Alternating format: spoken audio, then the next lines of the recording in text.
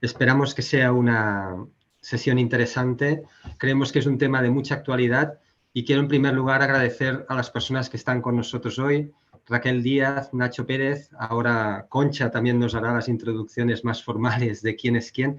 Y permitidme también comentar que teníamos previsto en la mesa de hoy la participación de una cuarta persona, un cuarto ponente, que era Cristina Lobillo, que es directora de la Energy Platform Task Force de la Comisión Europea, pero lamentablemente ha tenido una urgencia y no nos va a poder acompañar esta mañana.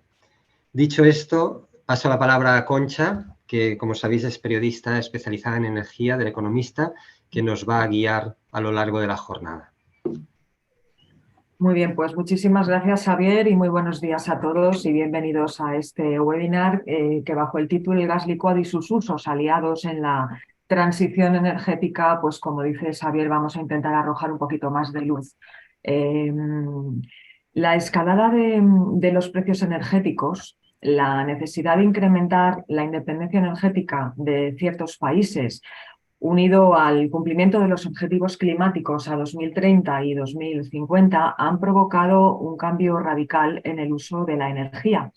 Las renovables, evidentemente, serán las grandes protagonistas, pero también existen otras tecnologías energéticamente eficientes y accesibles que, como el gas licuado, como el biopropano, pueden ser un respaldo y un complemento al despliegue de renovables en determinadas zonas e industrias, poniendo de manifiesto su potencial como tecnología de transición. Como bien apuntaba Xavier, a lo largo de los próximos minutos vamos a intentar conocer de la mano de los tres expertos que nos acompañan qué papel está jugando actualmente el gas licuado, cuáles son sus beneficios y sus aplicaciones y en qué sectores.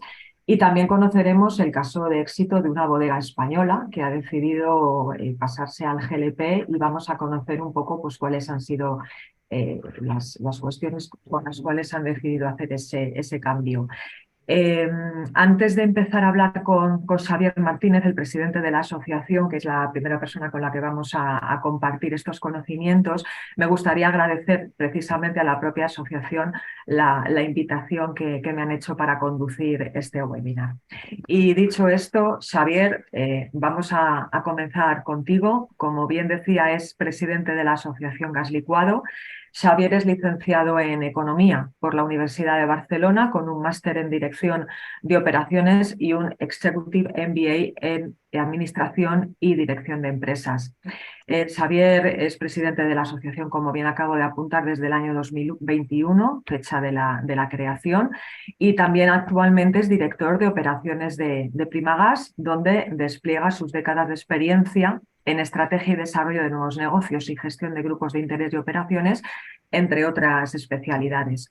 Muy bien, Xavier, pues te vuelvo a dar los buenos días. Y bueno, yo creo que como presidente de la asociación, ¿quién mejor que tú para podernos dar luz precisamente a todo lo relacionado con el tema del GLP? Y me gustaría lanzarte la primera pregunta. Como he comentado antes en la introducción, estamos viviendo un contexto de crisis energética bastante importante y a mí me gustaría ir directa al grano. Y es qué papel está jugando el GLP en estos momentos y cómo se está comportando en términos de abastecimiento y de precio. Pues muy bien, muchas gracias, Concha. En primer lugar, gracias por las décadas de experiencia. Esto suena, no sé si suena bien o mal, pero no en cualquier lugar. No, evidentemente yo creo que estamos viviendo un periodo excepcionalmente convulso.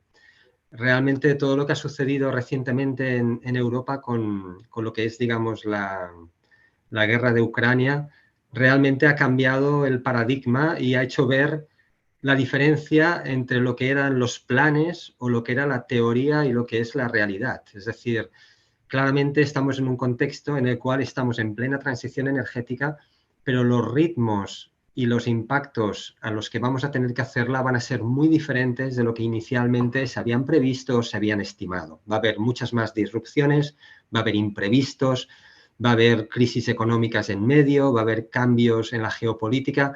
Entonces, realmente tener opciones abiertas, tener alternativas, digamos, planes B, planes C, va a ser realmente lo que va a marcar la diferencia en los años que vienen. Dicho esto, en este contexto hemos podido vivir, y lo hemos vivido muy recientemente aquí mismo en España, lo que un shock como la guerra de Ucrania puede suponer en la volatilidad de los precios. Y el gas natural es la prueba evidente. El gas natural es un producto que se ha estado oscilando en una horquilla de precios que ha ido desde los 15 euros megavatio hasta los 250. Esto ha tenido impactos tremendos en la industria, en el consumo doméstico, en la generación eléctrica.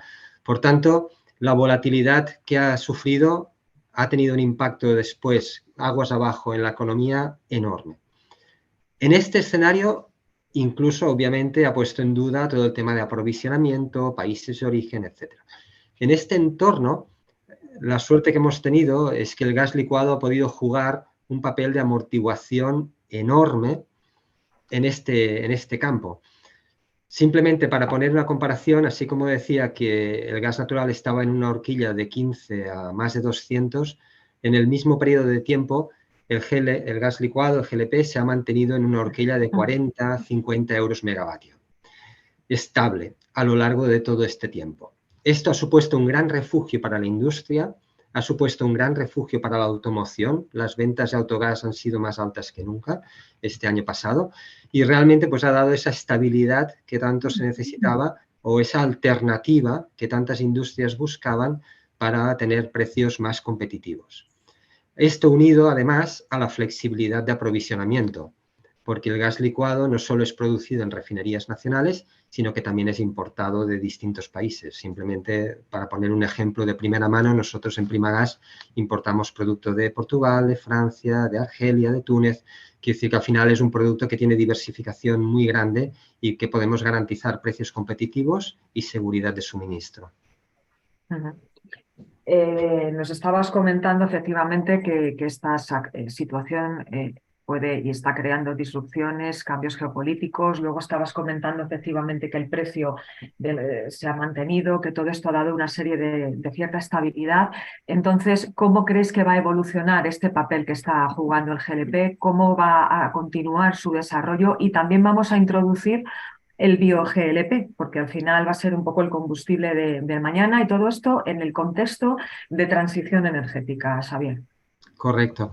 Y aquí es donde yo creo que hemos de ver las dos dinámicas. Es decir, por un lado hay el producto. El producto claramente tiene que cumplir los objetivos ambientales que la sociedad del siglo XXI pide. El gas licuado hoy y el biopropano, que es básicamente la misma molécula, exactamente la misma molécula, pero en lugar de tener un origen fósil, un origen renovable, que puede venir del biorefino, puede venir del biogás, hay muchos orígenes.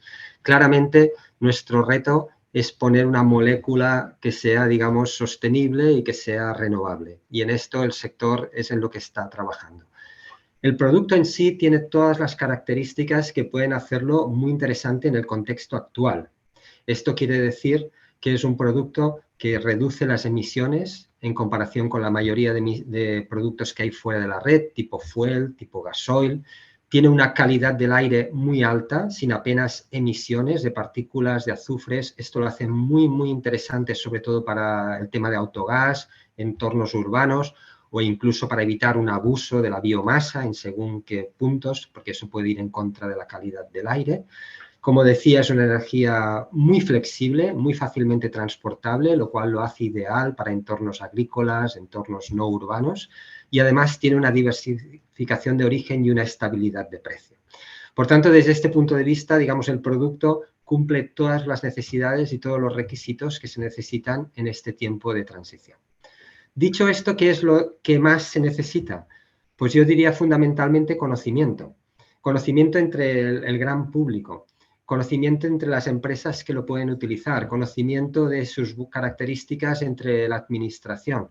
Porque al final lo que suceda en la realidad, y no en los planes, pero en la realidad, será una combinación de lo que tanto consumidores como empresas energéticas que estamos aquí trabajando, como todo lo que es el sector público, administración, lo que todos los tres coordinadamente vayamos haciendo. Y aquí es donde es fundamental conocer muy bien el producto y que este conocimiento sea extendido a cuanta más gente mejor.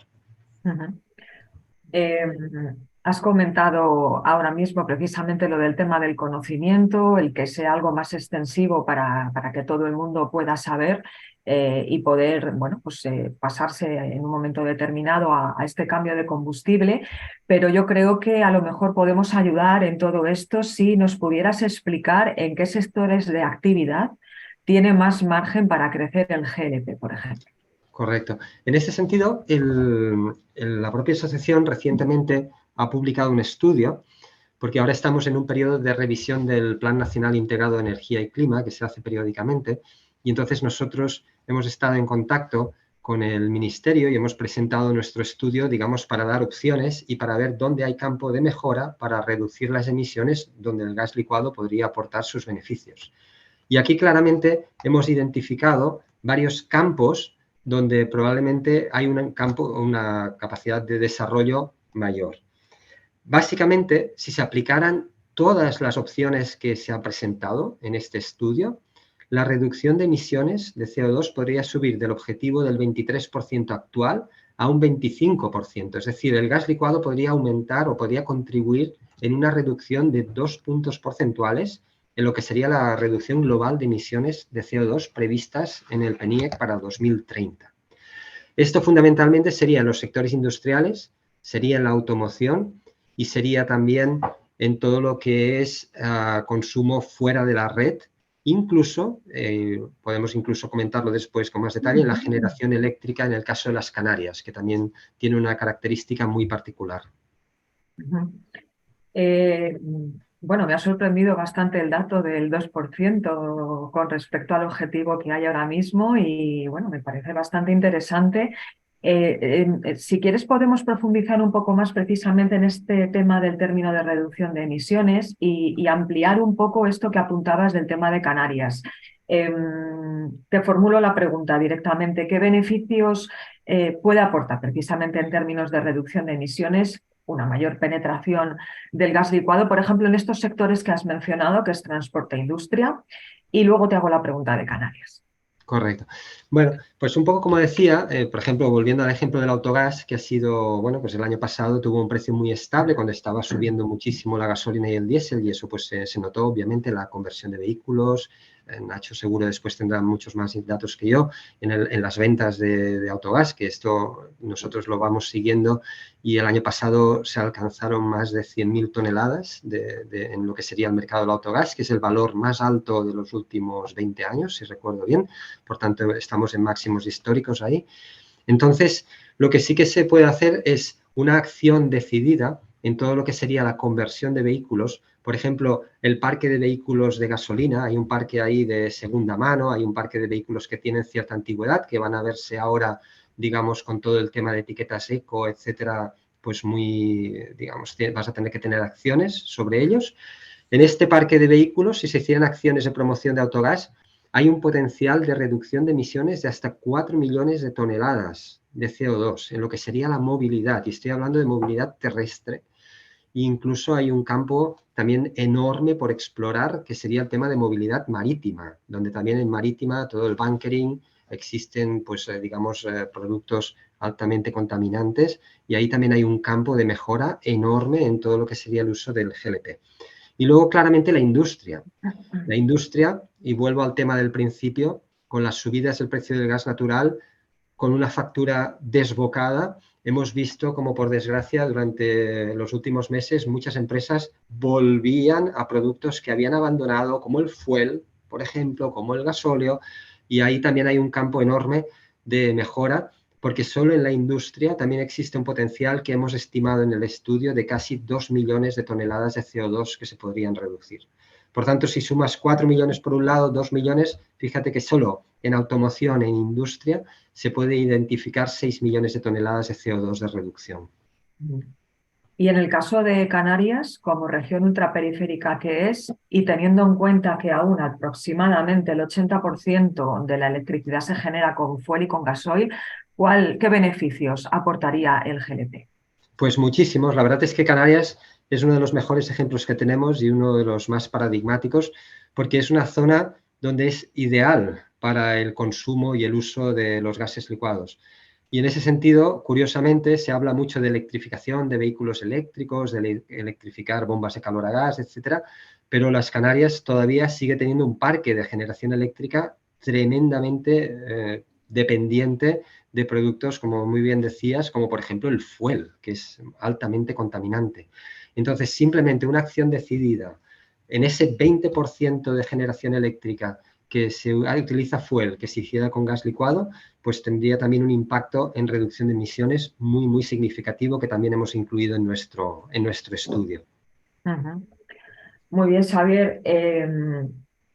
Creo que vamos a pasar a nuestro siguiente experto, que es Nacho, pero antes también me gustaría recordar a todas las personas que se han conectado que tienen habilitado el chat para poder formular preguntas y al resto de los ponentes que nos acompañan, que si en un momento determinado quieren hacer alguna puntualización o quieren hacer algún comentario con respecto a lo que el ponente anterior ha estado explicando, pues libremente y sin ningún problema. Muy bien, pues Xavier, muchas gracias. Vamos a pasar ahora a hablar con Nacho Pérez Robledillo, que es miembro de la Junta Directiva de Astrave, la Asociación de Empresas Transformadoras de Vehículos. Nacho, buenos días, bienvenido. Buenos días, muchas gracias por invitarme. Nacho mostró inquietud profesional ya durante su etapa universitaria en la Carlos III de Madrid, mientras estudiaba para convertirse en ingeniero técnico industrial en la especialidad de mecánica. Compaginaba los libros con experiencias laborales desarrollando producto o como consultor especializado.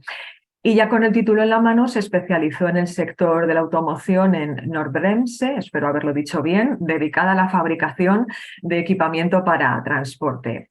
Y no abandonaría este ámbito. En 2009 fundó en Getafe la que hoy sigue siendo su casa, Ircongas, especializada en energías alternativas de automoción. Su compañía es, como bien digo, uno de los miembros de Astrave, que es la Asociación de Transformadores de Vehículos. Y precisamente del tema de transformación vamos a centrarnos ahora un poquito y como experto y como miembro de esta asociación, me gustaría que nos pudieras contar cómo ha evolucionado la demanda de vehículos a gas y cómo se ha comportado el sector de transformación de vehículos a autogas.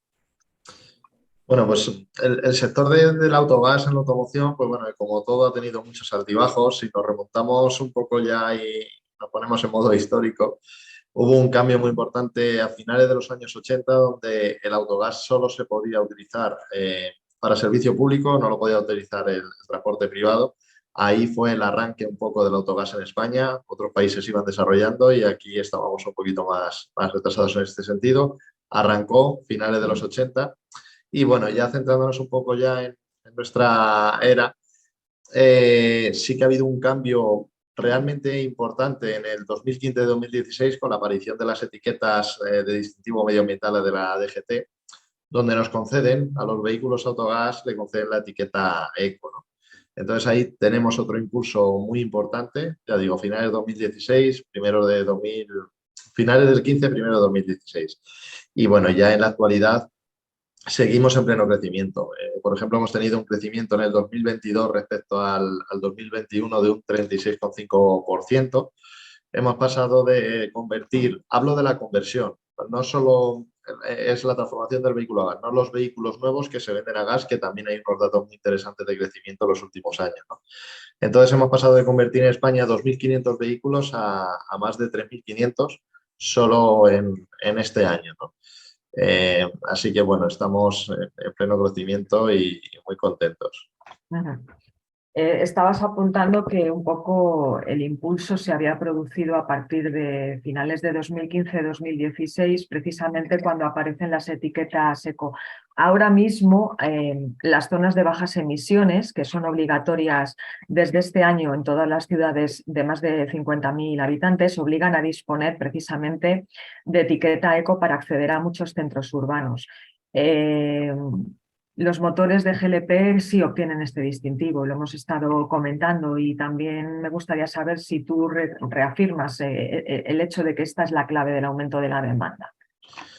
Sin duda alguna, el crecimiento tan exponencial que hemos tenido en los últimos 12 meses, en el último año, pues en gran parte proviene de aquí, ¿no? Esta necesidad sobre todo en el transporte, tanto público como privado, me estoy refiriendo sobre todo en general más al vehículo ligero, que también lo es, luego hablamos del vehículo pesado industrial, pero la necesidad de consecución de la etiqueta eco para la movilidad y para evitar restricciones. Como bien comentas, pues cualquier ayuntamiento de más de 50.000 habitantes, hay más de 200 en España, sí, donde prácticamente está 75, reside el 75% de la población española, pues está obligada a delimitar una zona de bajas emisiones y dentro de esa zona a restricciones de tráfico, donde la etiqueta eco junto con la cera pues suponen un papel fundamental, ¿no? Entonces, ¿qué ocurre? Esto nos está haciendo un impulso muy importante. En cliente particular, también mucho en el sector del transporte de personas a nivel ligero, pues como taxis y compañías de VTC, y también flotas de vehículos, ¿no? Al fin y al cabo, pues estamos hablando, estamos hablando de la etiqueta eco, pero no solo una de las ventajas es la etiqueta eco, sino también el ahorro, ¿no? Entonces, la conjunción de esos dos factores, ahorro, que ahora comentamos, y la etiqueta eco es el potencial que tiene ahora el autogás. Ujú.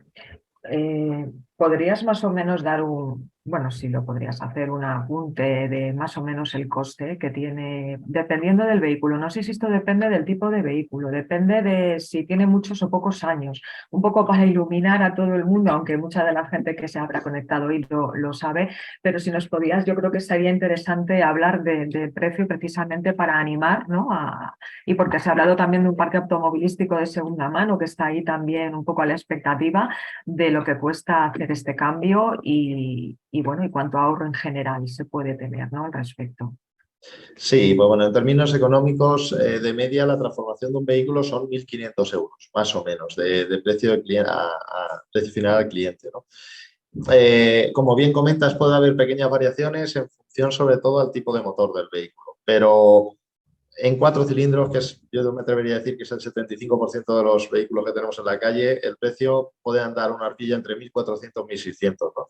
Con esa pequeña inversión, yo considero que es una inversión fácil de realizar, conseguiríamos esa etiqueta eco, pero sobre todo ese ahorro, ¿no? Un ahorro que puede estar, también depende de la tecnología del motor, pero puede estar cercano al 40%. Ahorro en nuestro bolsillo directamente.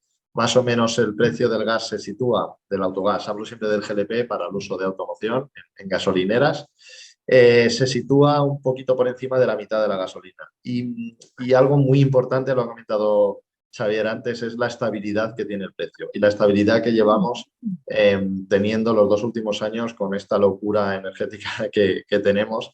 Ha sido un precio muy, muy estable. Siempre se mantiene, ya digo, en ese ratio de más o menos la mitad que la gasolina, con lo cual los ahorros son muy importantes. Estamos hablando de cerca de un 40%. Para que os hagáis una idea, depende mucho del motor y del tipo de conducción, pero normalmente en unos 30.000 kilómetros, esa inversión que hablamos de 1.400, 1.600 euros queda totalmente amortizada, ¿no? A partir de ahí, pues ese ahorro de ese 40% y el disfrute de la etiqueta eco, ¿no? Así que es una muy buena alternativa. ¿Y cuánto tiempo se tarda en hacer esa transformación? Porque a ver si la gente se va a pensar que esto va para un montón de tiempo y se van a quedar sin vehículo durante mucho rato. Pues suele ser así, Concha, es lo que piensa la gente. Pues la gente escucha transformar su coche a gas y a lo mejor hay gente que cree que me van a cambiar el motor por otro. Bueno, pues nada que ver, es una operación muy sencilla. Se hace normalmente en 2 o 3 días, incluso cuando trabajamos para el sector del taxi, que sabéis que suelen librar un día a la semana, esos coches ponemos a 2 mecánicos en vez de a uno y se hacen en el mismo día. Es una transformación sencilla que en 2 o 3 días se puede hacer, no se cambia el motor, solo le vamos a poner una serie de componentes adicionales para que use, aparte de la gasolina, que podría seguir usándola, que use el autogás, que es el objetivo. ¿Y hay algún tipo de beneficio para todas aquellas personas que se quieran cambiar al autogás? ¿Algún tipo de subvención o algún tipo de beneficio económico de otro tipo? Van saliendo a lo largo del tiempo, van saliendo pues algunas aportaciones de carácter privado de algún operador de autogás. Alguna vez y en alguna, sobre todo a nivel de comunidad autónoma, sí, por ejemplo, pues en Madrid ahora para el sector del taxi, bueno, van saliendo puntualmente. Lo bueno es que no dependemos, nuestro sector no depende de estas subvenciones, porque ya de por sí somos un sector sano, viene muy bien, ¿eh? Viene muy bien y ayudan, es un poco más, pero es un sector muy sano en este sentido que ya solo con el ahorro lo tienes, pero sí que suele haber. Y luego, aparte de lo que hemos hablado, ¿no? De la consecución de la etiqueta eco y el ahorro, una ventaja muy importante es todo lo que implica tener la etiqueta eco, ¿no? Pues, por ejemplo, en las grandes ciudades tener la zona verde y zona azul del aparcamiento al 50% o tener más horas de lo normal, aparte de las restricciones que ya hemos comentado, es un punto importante. Exenciones fiscales, el impuesto de vehículo de tracción mecánica, en casi todos los ayuntamientos de España está subvencionado al 75%, ¿no? Que es ese pago que hacemos todos los años por cada vehículo que tenemos. Peajes, uso del carril busbao. Es que tener la etiqueta eco aporta, aparte del tema medioambiental, la mejora que supone, aporta una serie de ventajas que si al final todos lo sumamos, pues la amortización es muy rápida. Ujú. Voy a aprovechar ahora mismo que estoy hablando contigo antes de dar paso a nuestra siguiente invitada, Raquel, porque hay una persona que hace una pregunta y me gustaría dirigírtela aprovechando que estamos ahora contigo y está relacionada con el tema de la asociación. Preguntan si Astrave recoge transformación de vehículo utilitario turismo o también de vehículo pesado. Buena pregunta. Estas cifras que hemos comentado son de vehículo de industrial, de vehículo ligero y recoge efectivamente solo vehículo ligero a nivel profesional y particular, pero no recoge el pesado y el industrial, que todavía se sumarían a estas cifras. Otro apunte también que hago en base a esta pregunta es, además, estas cifras son solo de vehículos gasolina GLP. Que todavía si sumáramos los diésel que también se pueden y se están empezando cada vez más a transformar a GLP, todavía incrementaríamos ese número, ¿no? Entonces, en Astrave sí que recogemos esta cifra que se ha publicado y que hemos hablado, son eso, vehículos ligeros, particular y profesionales de gasolina, pero sí, el ámbito de la asociación es para cualquier vehículo transformado a una energía alternativa. Perfecto. Muy bien, Nacho. Pues bueno, seguramente volveremos a hablar al final de este evento, de este webinar, pero ahora me gustaría dar la bienvenida a Raquel Díaz, que es copropietaria de Bodegas Care, denominación de origen cariñena de Zaragoza. Buenos días, Raquel, bienvenida. Igualmente, muchísimas gracias. Buenos días. La verdad es que este es un caso de éxito y yo creo que a todas las personas que se conectan siempre a un evento de estas características les gusta escuchar que las cosas que se hablan a nivel general o que se plasman en un papel también luego tienen su parte práctica, ¿no? Y este es el caso del negocio de Raquel. Antes voy a dar unas pinceladas sobre ti, Raquel, porque has dedicado tu carrera a profesionalizar y optimizar la gestión de diversas facetas en las empresas en las que tu familia es propietaria o participa y que abarcan numerosos sectores de actividad. La formación de Raquel como ingeniera ha sido clave para poder arrancar la implantación de sistemas de gestión de calidad, de prevención de riesgos laborales y sobre todo de gestión ambiental. En 2003 cogió las riendas de Bodegas Care, de la denominación de origen cariñena, que se ha especializado en la elaboración de vinos de alta gama, un producto cuyo proceso goza de la certificación ISO 14001 y que protagoniza el caso de éxito que precisamente te ha traído a esta jornada. Yo creo que la pregunta primera que te voy a hacer es muy evidente, pero ¿por qué habéis optado por pasaros al GLP? Pues sí, es verdad. ¿Por qué nos hemos pasado al GLP? Pues mira, os voy a contar un poquitín, si me lo permitís, ¿por qué? Pues como habéis visto, mi trayectoria pues, ha sido de optimizar todos los procesos en aquellos que he podido. Uno de ellos era el riego en nuestras propias viñas. Como la gran mayoría, pues los agricultores no tenemos, tienen mucha visión a nivel de rendimiento, de proporcionar unas tecnologías nuevas. ¿Qué pasa? Que nosotros a coger esta bodega en el año 2001, pues empezamos a ver las posibilidades de mejoras que podíamos aportar como profesionales industrialmente. Entonces, uno de ellos vimos el riego. ¿Por qué? Pues porque son instalaciones que se tienen en el medio del campo, están más o menos abandonadas no, pero sí que están muy al descuido. Pones unas instalaciones de alarmas, no valen para nada, continuamente teníamos que estar vigilando esas instalaciones porque nuestra instalación era de gasóleo. El gasóleo es muy fácil de robarlo, es muy fácil. Entonces, incluso llegamos un año que teníamos que utilizar el doble de gasóleo de lo que estábamos utilizando, porque nos lo robaban. Entonces, ya hartos de esta situación, estuvimos valorando varias tecnologías. La primera que se nos ocurrió es en el campo de Cariñena, tenemos muchísimo sol. Vamos a ver qué pasa con el sol. Bueno, pues con el sol nos pasa que nosotros tenemos que regar 24 horas.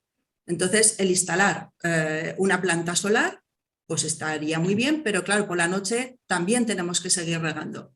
Tendríamos que colocar unas baterías importantes y que hoy en día pues no tengo la confianza de la gestión que se pueda hacer de esas baterías. También estuvimos valorando los aerogeneradores.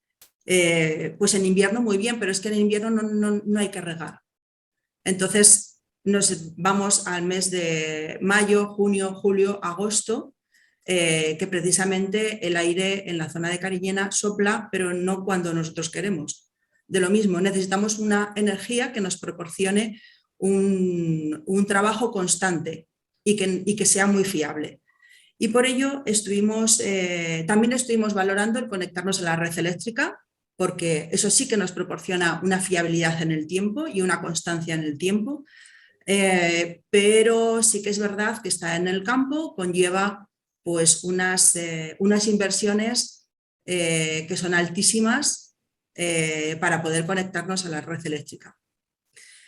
Así que estuvimos valorando el GLP y el GLP pues la verdad es que nos ha proporcionado todo lo que he estado describiendo que necesitamos para nuestro riego. No nos lo roban.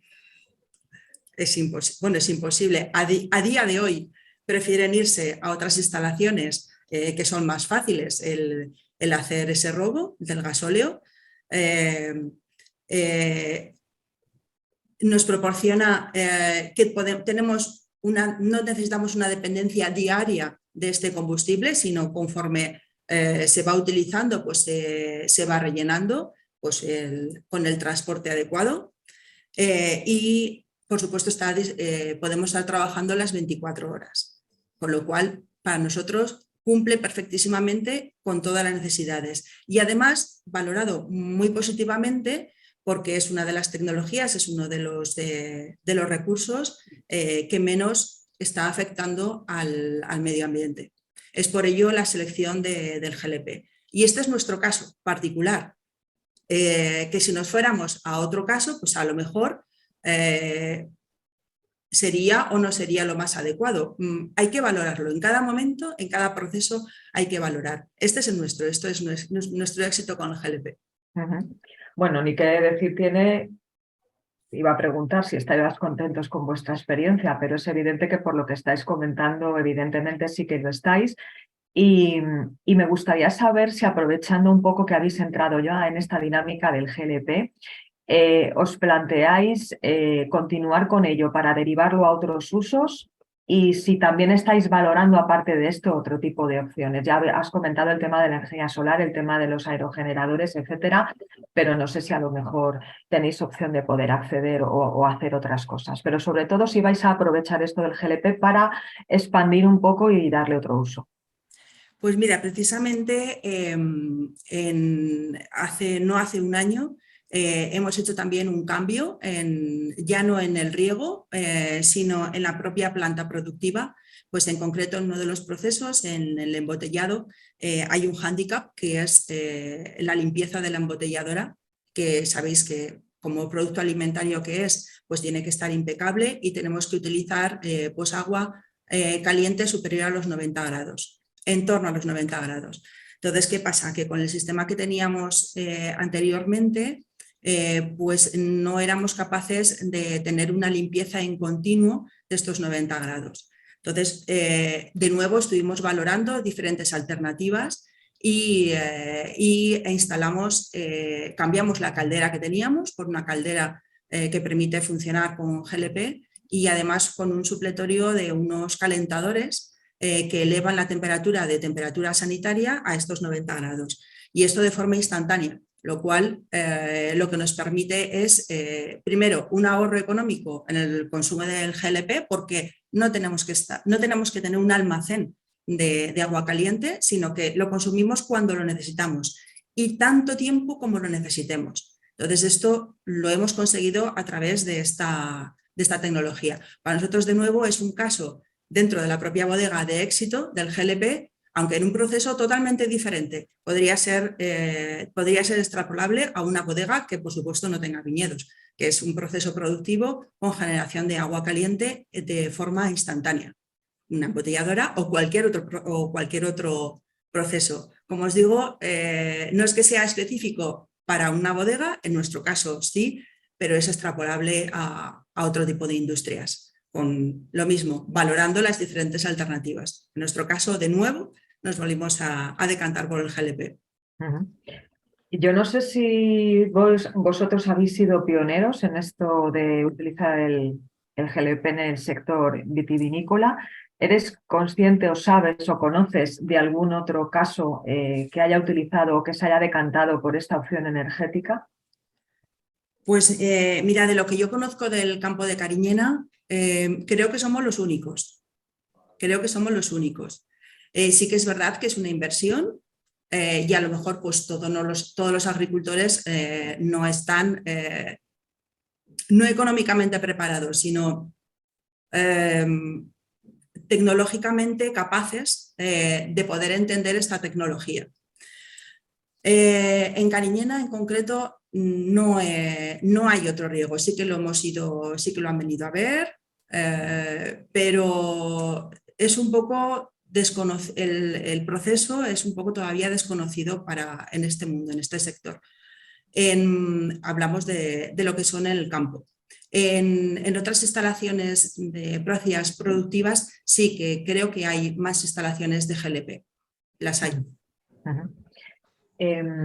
Cuando el tema de ser, pues eso, más ecológicos, más eficientes, empieza a fraguarse, ¿no?, a nivel empresa y a nivel incluso particular, hay veces que no se mira tanto el tema económico como un poco el hecho de saber que estás contribuyendo a mejorar el tema medioambiental en todos los aspectos, ¿no?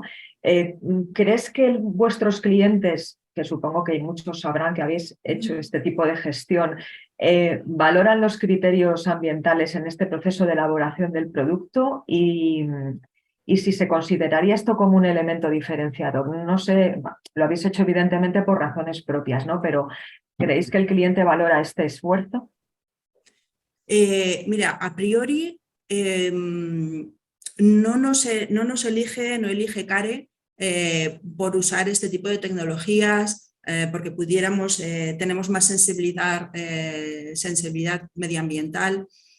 A priori no, lo que nuestros clientes, de lo que nosotros detectamos, es que lo que quieren pues, es un vino de gama alta, con fiabilidad en el tiempo, pero sí que es verdad que en el momento que el cliente te ha elegido y empieza a interesarse por tu proceso productivo, les das unas vueltas, haces la visita al proceso productivo, a las viñas, que encanta ver dónde nace el vino, pues sí que se sorprenden con las diferentes tecnologías que utilizamos, y entonces ahí es donde realmente son capaces de detectar nuestra real sensibilidad por toda esta gestión medioambiental. A priori, como os comento, no como decisivo, pero sí que lo valoran positivamente una vez que ya nos conocen. Eso sí que es verdad. ¿Cuánto tiempo hace, no sé si lo has comentado, Raquel, que estáis con este proceso, o sea, que habéis hecho el cambio? ¿Cuánto tiempo hace? Porque... Sí, pues mira, en el riego en concreto empezamos en el año 2018. En el 2018, o sea, llevamos ya pues alguna campaña con él. Y con los calentadores, el cambio en el proceso productivo de embotellado, empezamos en julio, o sea que prácticamente no llevamos más que medio año un poquito largo, pero Esperamos, estamos valorando, como ya sabéis, tenemos ahí dentro de nuestro grupo familiar, pues tenemos otras cosas y valoramos positivamente este suministro, este recurso, y estamos pensando en poder ampliarlo a otras instalaciones, porque la verdad es que a nosotros nos está funcionando muy bien. Muy bien, Raquel. Pues Sí. no sé si puedo hacer una pregunta, es que me ha surgido una inquietud de Claro. escuchar a Raquel, es que me parece muy interesante. Sí, claro. Y no conocía nada de este tema. Comentaje de más o menos el tema del riego de 2018. Yo desconozco el tipo de maquinaria, entiendo que sobre todo son bombas y demás, pero ¿habéis notado en este tiempo, quizás pronto, una mejora en los mantenimientos y en la vida útil de la maquinaria? Te hago esta pregunta porque en los coches una de las ventajas que apenas se comenta, pero es otra de las que tiene el autogás y a lo mejor la gente no lo conoce, es la duración. En este caso, lo que yo conozco, los motores de los coches alargan mucho la duración porque esa ausencia de depósitos carbonosos, de suciedad que no tiene el GLP y sí tiene la gasolina y muchísimo más el diésel, hace que la vida útil de los motores, cuando funcionan con autogás, sea mucho mayor. De hecho, cambiamos el aceite de los motores y sale con su color dorado. Es increíble. No sé si vosotros, son 5 años, ya habéis notado en vuestra maquinaria esa mejor vida o vida útil más larga y mejores mantenimientos. Hombre, sí, la verdad es que nosotros escrupulosamente llevamos a cabo todos los mantenimientos, y sí que es verdad que la caseta en la cual está toda la maquinaria está muchísimo más limpia, eso sí que es verdad. Claro. O sea, y todos los mantenimientos que hacemos, ya os digo, que son rigurosos, porque no nos podemos permitir el lujo de tener una máquina parada cuando es necesario, porque además que las cosas se estropean cuando son necesarias utilizarlas, entonces no nos podemos permitir el lujo. Y la verdad es que en 5 años no hemos tenido ninguna avería. Interesante. Ninguna. Sí que el mantenimiento, como os digo, llevas el mantenimiento correcto y la máquina funciona muy bien, un generador en este caso, funciona muy bien. La verdad es que no hemos tenido ningún percance. Perfecto. Muy bien, Raquel. Pues Xavier, Nacho, Raquel, está llegando alguna pregunta de parte de las personas que están conectadas y me gustaría formularlas. Xavier, una de ellas es para ti. Preguntan si se prevén modificaciones impositivas en el impuesto de hidrocarburos para los GLP de automoción. Bueno, la verdad es que todo lo que es el tema de carburantes, como sabéis, está sujeto a una doble imposición, porque por un lado hay impuestos especiales, por otro lado hay el IVA. Entonces, la normativa de impuestos especiales es una normativa que viene regulada por una directiva europea. Entonces, en ese sentido, es un tema que siempre ha sido complejo porque realmente requeriría de lo que sería un consenso, un acuerdo a nivel europeo. Hay tipos impositivos muy variados. España está en un punto medio. Hay países que lo tienen más altos, países que lo tienen más bajos. Entonces, nunca a nivel europeo ha sido sencillo, digamos, avanzar o ponerse de acuerdo en esa modificación. Por tanto, no esperamos ninguna, digamos, modificación a corto plazo. Una prueba de esto es que recientemente, cuando hubo esta subida de precios de energía, y pues sabéis que el gobierno tomó algunas medidas pues para favorecer el consumo, para que el producto no fuera tan caro. Si os fijáis, nunca lo hizo a través de los impuestos especiales, sino que lo hizo pues mediante otros canales, ¿no? Pues por ese motivo pensamos que no, que por lo menos en el corto plazo o en el medio plazo, que nosotros estemos, digamos, informados, no se espera nada en este sentido. Hay una pregunta triple que manda otra de las personas que está aquí conectada. Sí que es cierto que alguna de estas yo creo que sí que las hemos estado comentando y lo has estado explicando en tu intervención, pero si quieres podemos hacer un resumen muy rápido para que la persona, bueno, pues vea que también tenemos en cuenta la opinión de la gente que está conectada. Por un lado, pregunta cómo valoráis el futuro de estos combustibles renovables, porque no dejan de ser combustibles que emiten CO2. ¿Cómo se espera que evolucionen las normativas y regulaciones? Porque sí que es verdad que en ese caso sí que puede y va a haber un avance. ¿Y cómo se espera que el público en general elija estas opciones? Y yo aquí sí que me gustaría un poco introducir una pregunta que igual también podría ser para Nacho, y es ¿quién se tiene que hacer cargo precisamente o de quién es la responsabilidad de que todo esto se conozca y vaya más hacia adelante? Si quieres, Xavier, si quieres empieza tú y luego ya continúo yo con esa parte. Sí, la verdad es que son varias preguntas, como decías, Concha, son preguntas complejas. No, yo creo que me gustaría recalcar un par de puntos y luego, por supuesto, le paso la palabra a Nacho. Muchas veces hablamos de cero emisiones, pero realmente son emisiones neutras. El objetivo es net zero, no es zero. Y esto es muy importante porque hay una diferencia de concepto fundamental. Es decir, hay dos grandes tipos de energía que cumplen con estos requisitos. Una es la renovable, que conocemos todos, pero otro, y es fundamental en la economía circular, es la energía reciclada. Es decir, el tema aquí no es tanto las emisiones de CO2, es decir, es el dejar de usar energías fósiles, que quiere decir CO2 capturado bajo la tierra durante millones de años y emitirlo. Este es realmente el objetivo contra el que todos luchamos. Luego, obviamente, hay un ciclo natural de CO2 en la naturaleza y la energía reciclada forma parte de ese ciclo natural. Por tanto, en ese sentido, no hay ningún, digamos, no es realmente las cero emisiones el target, sino que realmente son las emisiones neutras. Y es dentro de este campo donde los combustibles renovables, como el biopropano o otros que hay, muchos otros, pues realmente pueden cumplir un papel fundamental. Dicho esto, a partir de aquí, yo creo que la normativa tiene que ser sensible a esto y a veces son conceptos de base tan obvios como estos, pero que existe hasta a veces confusión. Por tanto, hay una labor pedagógica, yo creo, fundamental por nuestra parte y esta labor es de todos. En cualquier momento, en cualquier oportunidad, hoy es un buen ejemplo de esto y evidentemente, pues por ejemplo, en el caso de personas que utilizan vehículos, pues como decía Nacho, pues a través de asociaciones, a través de, bueno, ¿cómo lo veis vosotros, Nacho?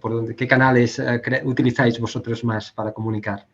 Pues a mí la pregunta me gusta porque posiblemente la principal barrera que tenemos en el sector del GLP en automoción es el desconocimiento de todo esto, ¿no?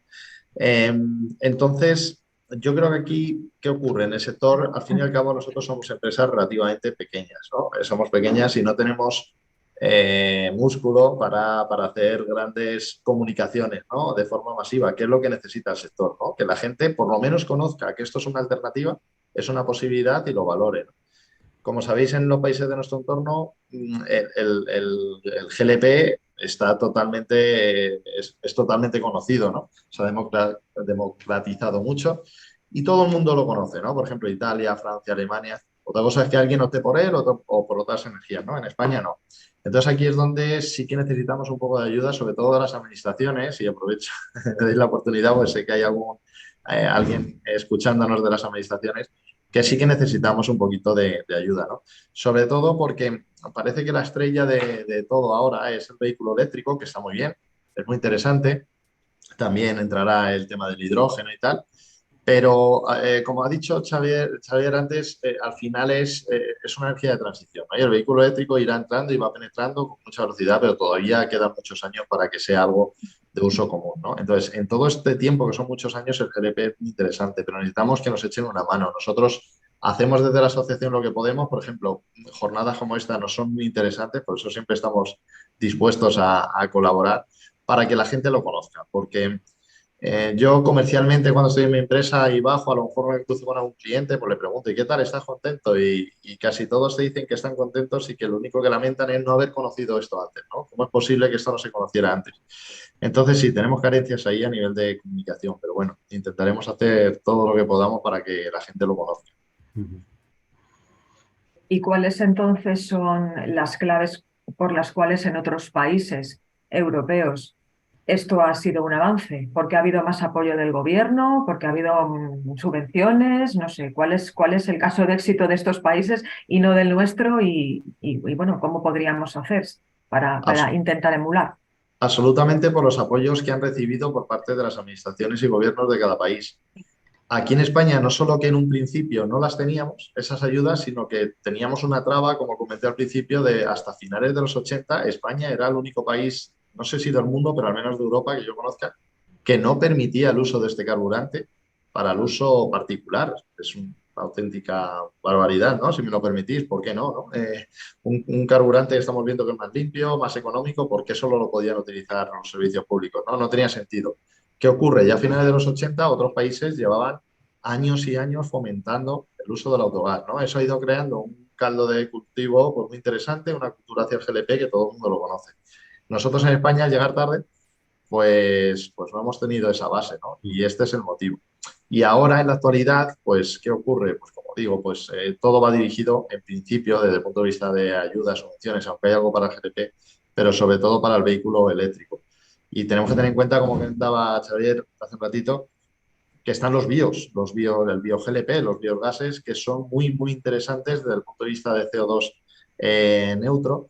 A mí se me ha olvidado dar un dato ya, si me lo permitís, muy rápido, que no solo hemos hablado de CO2, que hay una reducción importante cuando un vehículo usa GLP en reducción de CO2 en torno al 20%, pero todavía, y estamos hablando de calentamiento global, pero si nos ponemos a hablar un poquito de calidad del aire, estamos hablando de que los vehículos a GLP obtienen una reducción en NOx y en partículas muy, muy importante, que ya no solo es calidad del aire, sino, o sea, perdón, no es solo calentamiento global, sino calidad del aire en las grandes ciudades, ¿no? Entonces, bueno, yo desde aquí aprovecho y reivindico un poquito a ver si nos apoyan más simplemente pido, fijaros, apoyo en comunicación, ni siquiera que tenemos subvenciones, ayudas en ese sentido, fantástico, pero que nos ayuden a comunicar las bondades del autogás del GLP para automoción, yo me conformo. ¿Habéis tenido como asociaciones algún encuentro con el Ministerio, con la Secretaría de Estado, últimamente, me refiero, para intentar avanzar en esto? Porque Sí. con otros tipos de sectores se están reuniendo incluso a puerta cerrada. Ahora, por ejemplo, el otro día en un evento del Economista que hicimos la semana pasada, la Secretaria de Estado anunció que iba a haber una reunión a puerta cerrada con distintas partes del sector para avanzar en el tema del PENIEC. Entonces, bueno, en vuestro caso, ¿cuál es vuestra experiencia? Al menos en este sentido sí que debo decir que están abiertos a escucharnos. Mira, para que os deis una idea, esta semana nos reunimos con el MITMA. Aquí nos queremos llevar el GLP un poquito más al vehículo, aprovechando la pregunta que nos hicieron antes, al vehículo más industrial, en dual fuel con los diésel para poder utilizar GLP. Pues creo que es el 22, si no me equivoco, mañana o pasado, el jueves creo que la tenemos con el MITMA. Tenemos reuniones constantes con el Ministerio de Industria a nivel de legalización. Ahí fue un esfuerzo que hicimos en la asociación brutal. Esto también desbloqueó mucho todo el tema porque un vehículo a GLP, cuando se transforma, tiene que ser legalizado. Tiene que estar todo absolutamente homologado, ¿no? Hay mucha seguridad detrás. Y el marco regulatorio que teníamos hace 10 años, y fijaros, no me voy mucho más atrás, prácticamente impedía la transformación del vehículo por los costes, ¿no? Y ahí sí que hemos tenido con el Ministerio de Industria mucha comunicación. Y también estamos en contacto más o menos constante con el IDAE, con el Instituto de Diversificación Energética, que también estamos mirando con ellos cómo nos pueden echar una mano, ¿no? Así que, bueno, contactos tenemos. Iremos viendo, sobre todo, si a nivel de comunicación nos van echando una mano. ¿Y vosotros, Xavier, habéis tenido? Sí, nosotros también hemos estado en contacto.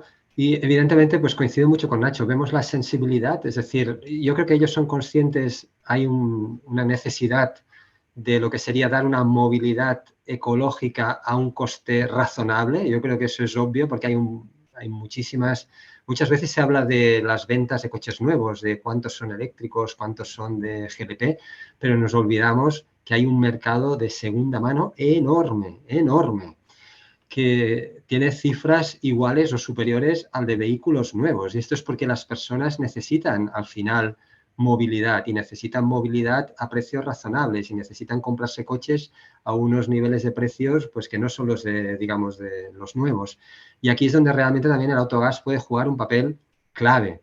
Durante muchos años hubo un problema de falta de puntos de abastecimiento, pero el sector realmente se puso manos a la obra y en este momento hay más de 1000 puntos de abastecimiento en España. Por tanto, ya no es más lo que sería la red de puntos de recarga, ya no es más un problema en el caso del autogás. Por tanto, realmente, insisto, lo único que necesitamos es un poquito ese empujón de comunicación, ese empujón de hacerlo público, pero también es verdad que hay en este momento modo de ver donde todo es electrificación que lo hace muy difícil, y en las conversaciones siempre parece realmente que estamos ante una solución única, que es la electrificación. Cuesta mucho presentar alternativas, cuesta mucho.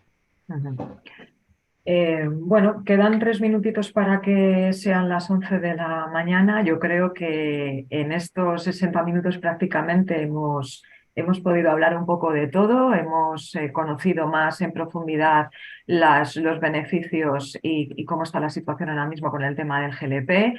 Nacho nos ha explicado también un poco el tema de las transformaciones de los vehículos, que yo creo que es interesante y que, como bien dice, pues hay un gran potencial. Y con Raquel hemos conocido un caso muy interesante de una empresa española, en este caso una bodega, que ha decidido pasarse al GLP precisamente pues para aprovechar sus beneficios. Si queréis, y eso ya es una cuestión vuestra, un minutito a lo mejor para hacer un pequeño apunte o alguna pequeña petición al respecto y cerramos este webinar, si os parece. Xavier, Nacho, Raquel, si queréis lo hacemos por este orden, aunque lo habéis dejado en todo lo alto, pero bueno, yo creo que no está de más hacer un pequeño resumen en unos segundos. No, pues perfecto. Muchísimas gracias, de verdad, a todos por la participación. Yo creo que el objetivo era, primero, poner el producto en conocimiento. Hemos insistido que la parte de conocimiento es fundamental. Sabemos que es un producto que en este momento puede jugar un rol muy importante por muchos motivos, temas económicos, temas medioambientales, de seguridad de suministro, por tanto cumple muy bien con todas las especificaciones que se requieren ahora. Y también un poco el objetivo de esta mesa de diálogo era, por un lado, ver la flexibilidad de los usos, y hemos tenido un ejemplo fenomenal en el caso de Raquel de lo que es flexibilidad en cualquier escenario y para muchas opciones. Y luego también todo lo que es la facilidad de conversión. Y aquí también con Nacho pues hemos visto rápidamente cómo se puede convertir un coche a autogás, que el tiempo que emplea, el coste. Por tanto, hemos tenido 2 ejemplos fenomenales de flexibilidad y facilidad de uso. Por tanto, por mi parte, pues muchas gracias por vuestra participación y que espero que sea de utilidad para todos. Yo, por mi parte, muy rápido, bueno, primero agradecer que me hayáis dado la oportunidad, que nos hayáis dado la oportunidad, Strave, de estar aquí con vosotros en esta jornada tan interesante. Y aparte de, bueno, un poco lo que dejé ya, ayudas en la comunicación, sí, también un poco, pues agradecer a los operadores, a Xavier, a su asociación y sus asociados, ese trabajo y ese impulso que están empezando ya a dar a los BIOS, ¿no? al BioGLP, porque bajo mi punto de vista es nuestro futuro. Es decir, tenemos el GLP tiene que seguir siendo esa energía de transición durante muchos años. Tal cual lo tenemos es perfecto desde el punto de vista medioambiental, pero todavía damos un paso desde el punto de vista medioambiental y calentamiento global con los BIOS GLP. Entonces, animarlos a los operadores desde aquí a que sigan por esa línea que ya han empezado y ya están incluso metiendo en la red este tipo de carburante. Y nada más. Raquel. Sí, por nuestra parte, agradecer en principio que habéis contado con nuestra humilde bodega, con la cantidad de industrias que hay para poder representar el GLP. Muchísimas gracias, y sí que desde aquí animaría pues, a probar alternativas nuevas, como pueda ser esta, la gran desconocida posiblemente. Y sí que, si me lo permitís, pediría que, puesto que son inversiones que son importantes, solicitaría, si alguien lo está escuchando, es que facilitemos a las industrias, agricultores en nuestro caso, etcétera, la posibilidad de poder acometer estas inversiones.